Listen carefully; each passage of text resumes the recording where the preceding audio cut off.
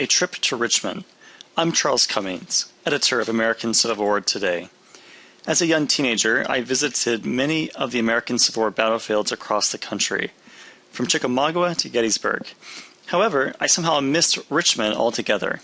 I took a recent 3-day trip to Richmond to see the main American Civil War sites. Richmond offers a great opportunity to visit many places of interest. There are 3 main areas: sites in Richmond, the battlefields of the 1862 Seven Days battles, and the battlefields of General Grant's 1864 Overland Campaign and subsequent siege of Richmond and Petersburg. Richmond, the current capital of Virginia and former capital of the Confederacy, hosts the Richmond National Battlefield Park Civil War Visitor Center run by the National Park Service at the original site of the Tredegar Iron Works. The Tredegar Iron Works was one of the largest armament factories during the American Civil War.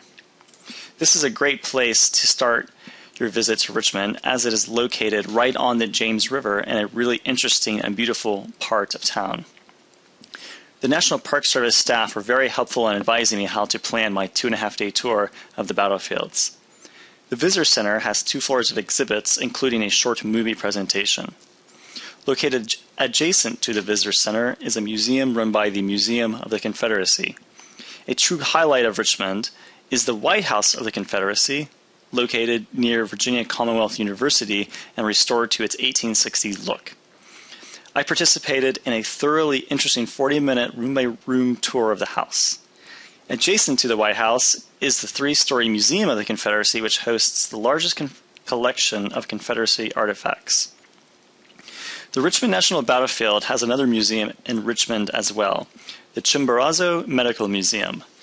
The Medical Museum is a small museum just outside downtown, but had a very friendly volunteer staff member. The 1862 Seven Days battles has a visitor center at Glendale, Malvern Hill. This was the final battle of the 7 Days battles, an attempt by General Robert E. Lee to destroy General George McClellan's army that had threatened Richmond. In a series of battles, General Lee led the Confederate forces and pushed back the Union forces away from Richmond. Malvern Hill really surprised me. I was expecting a very steep hill from the historical description described in books.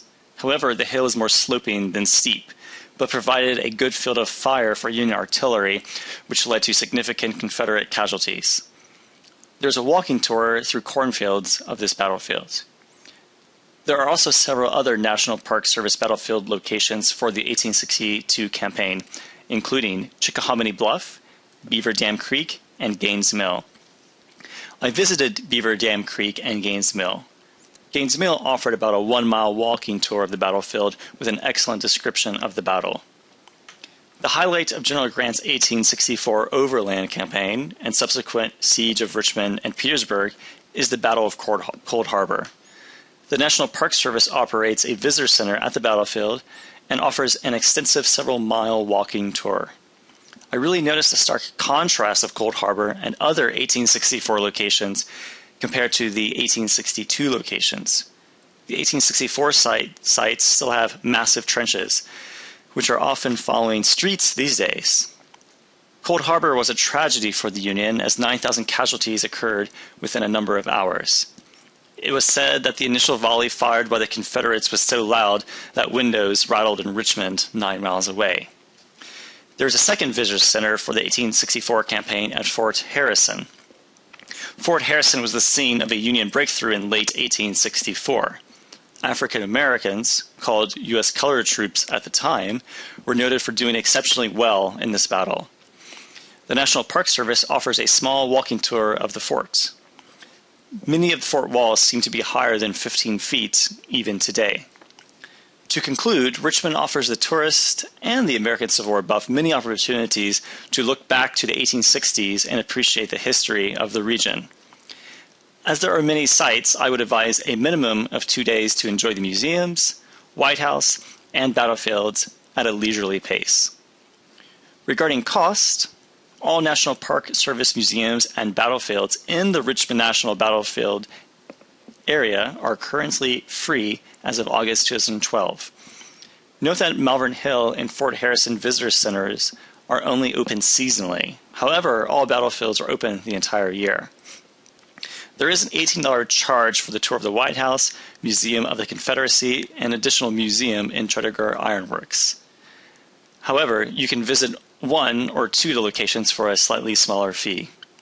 These rules apply as of August 2012. Thank you for listening to American Civil War Today.